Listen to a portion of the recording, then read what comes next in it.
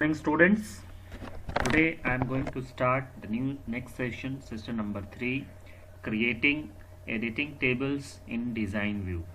In the last class I told you we can create table in two modes, using wizard and using design view.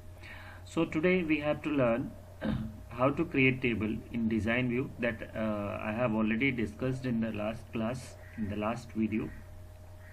But again today I am going to discuss it with you people, that how to create a table in design view, and after creating, if we need any type of editing, then how we will edit it. So let's have a look on the video very carefully and then we will discuss.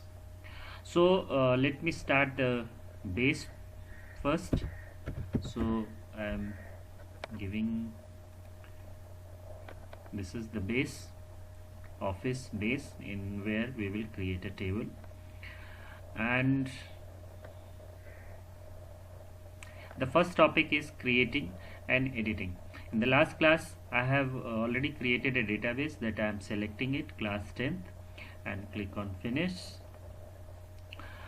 So first we will learn how to create table in design view.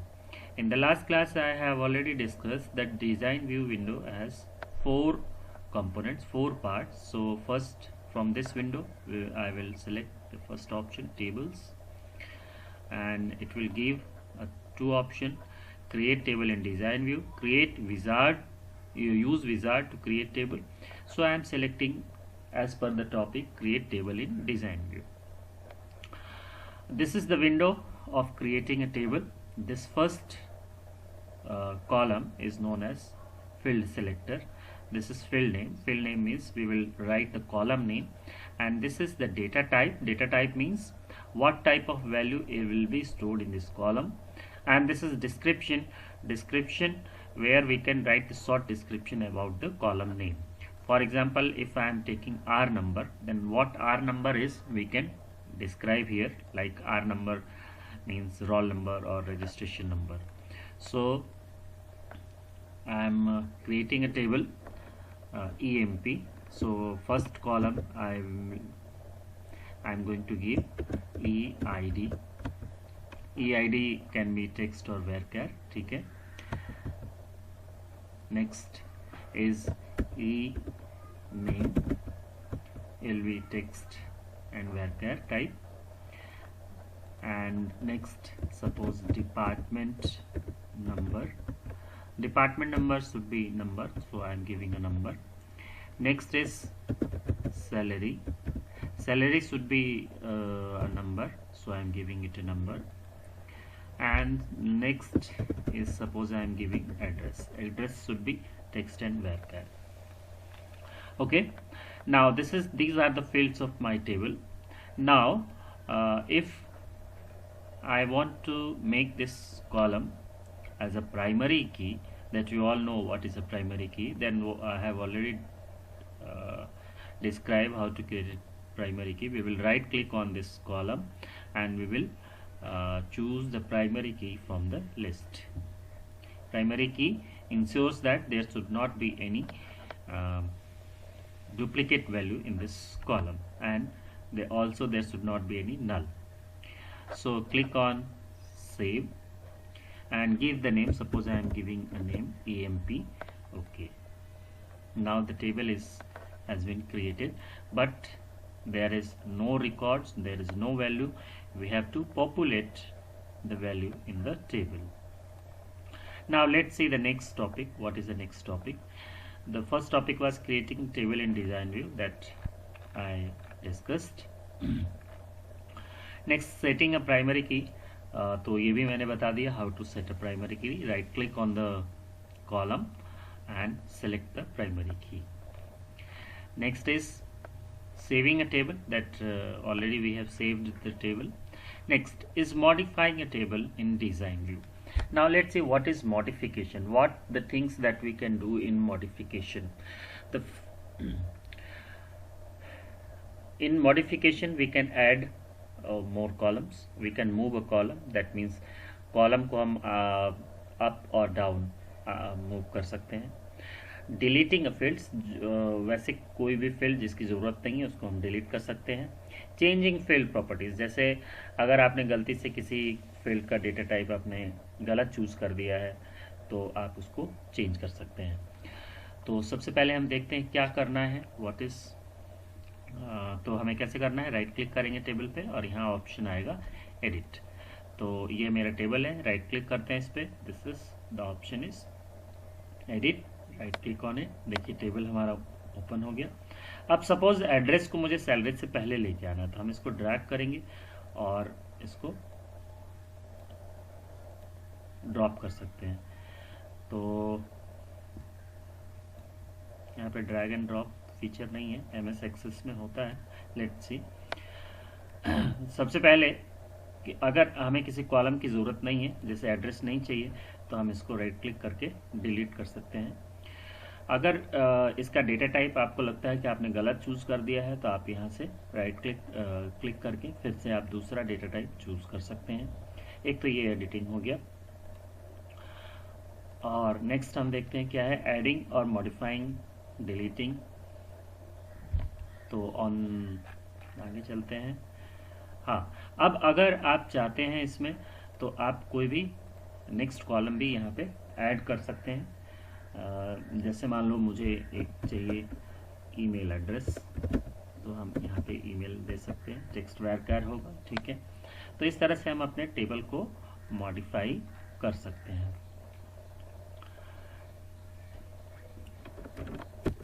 Okay students, next is moving a field. To move a field, click once in the field selector. तो हम move करने के लिए क्या करेंगे, जिस column को हमें मूव करना है, जैसे ईमेल को मुझे लास्ट में लेके आना है, तो हम इसको यहाँ से ऐसे सेलेक्ट करके कट करेंगे और यहाँ पे लाके इसको हम पेस्ट करेंगे। एक चीज़ आपको ध्यान रखना है, इसमें एक लिमिटेशन है कि जिस फील्ड को आप मूव करना चाहते हैं उसको वहाँ से कट करेंगे और उसको पेस्ट करेंगे। तो पेस्ट ये डिज़ायर्ड पोजीशन पे नहीं होगा, ये हमेशा लास्ट में मूव होगा। जैसे सैलरी मुझे एड्रेस के बाद रखना है, सैलरी को एड्रेस के नीचे लाना है, तो हम सैलरी को यहाँ से कट करेंगे और यहाँ से यहाँ पे पेस्ट करेंगे। फिर ईमेल को कट करेंगे और यहाँ पे पेस्ट करेंगे। तो इस तरह से सैलरी को हम एड्रेस के लास्ट में, एड्रेस के बाद लेके आ गए। तो अगर मान लीजिए फिर आपको चेंज करना है तो आप इसको इस तरह से पेस्ट कर पाएंगे, कट और पेस्ट करना होगा आपको। नेक्स्ट है डिलीटिंग। डिलीटिंग तो आप जानते हैं, राइट क्लिक करेंगे और डिलीट ऑप्शन आएगा, डिलीट कर सकते हैं।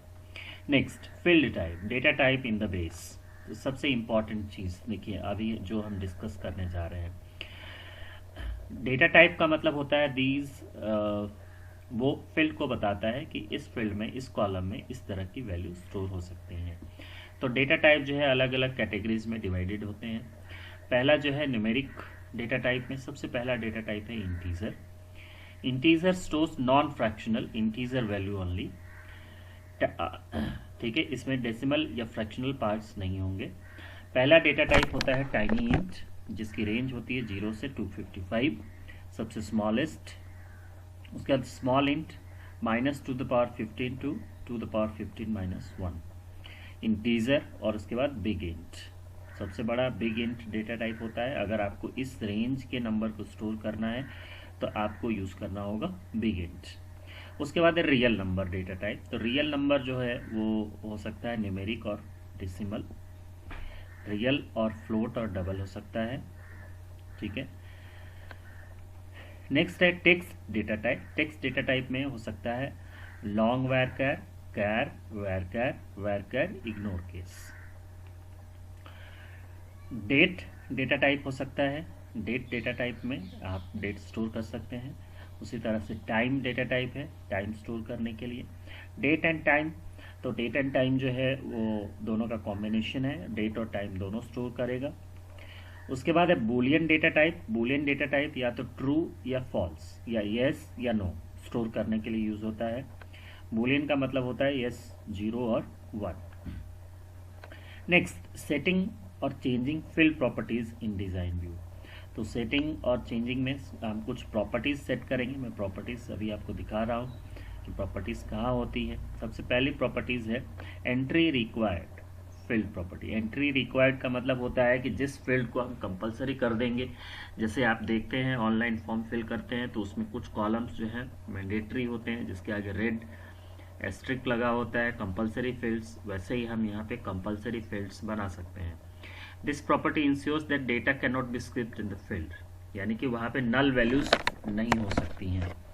तो देखिए जैसे ये नेम है तो इसको हमें एंट्री रिक्वायर्ड करना है, तो यहाँ देखिए ये नीचे प्रॉपर्टीज़ हैं, प्रॉपर्टीज़ में एंट्री रिक्वायर्ड को यस कर देना है। तो ये ई नेम जो है, एम्प्लॉय नेम जो है वो कंपलसरी फील्ड बन जाएगा, हम उसको स्किप नहीं कर सकते हैं। उसके बाद आगे देखते हैं next length field property. This property determines the maximum length the data can have in this field, यानी कि इसमें हम दे सकते हैं कि इसमें नंबर ऑफ फिगर्स कितने होंगे। जैसे सैलरी, तो मैक्सिमम डिजिट्स जो है वो 5 होने चाहिए, तो हम इसमें 5 कर देते हैं। 5 से ज़्यादा डिजिट का नंबर इसमें स्टोर नहीं होगा। ये हो गया लेंथ। उसका decimal field property. Decimal field properties मतलब किसी नंबर में डेसिमल पॉइंट्स कितने होने चाहिए, तो वो भी हम देख सकते हैं। जैसे मैंने सैलरी में दिया था डेसिमल मैक्सिमम पॉइंट जो है वो कितने हो सकते हैं, 2, तो मैंने इसमें 2 सेट कर दिया, तो 2 डेसिमल पॉइंट जो है वो इसमें आ सकते हैं। उसके बाद डिफ़ॉल्ट। डिफ़ॉल्ट का मतलब होता है कि अगर आपने उस कॉलम में वैल्यूज फिल नहीं की तो डिफ़ॉल्ट वैल्यू आ जाएगी। जैसे मान लो सैलरी में अगर आपने वैल्यू नहीं डाला तो सैलरी में जो है वो डिफ़ॉल्ट वैल्यू हो सकता है।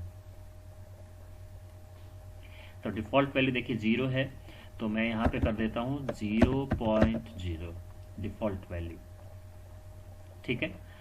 तो इस तरह से हम इसमें डिफ़ॉल्ट वैल्यू सेट कर, अगर मैंने सैलरी की वैल्यू को इग्नोर कर दिया तो क्या होगा इसमें। अब हम एक एंट्री करके देखते हैं तो आपको समझ में आ जाएगा।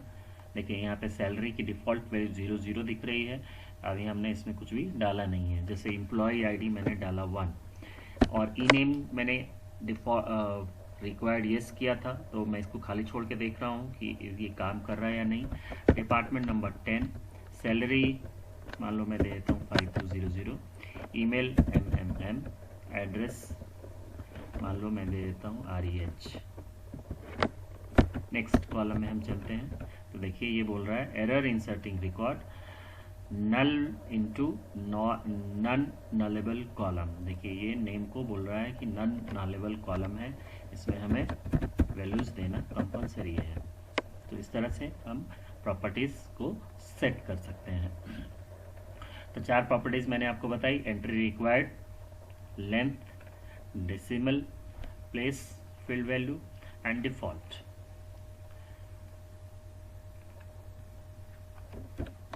ओके स्टूडेंट्स, आज के लिए इतना ही। नेक्स्ट टॉपिक जो है वो हम करेंगे नेक्स्ट क्लास में, and I will post it in the next video.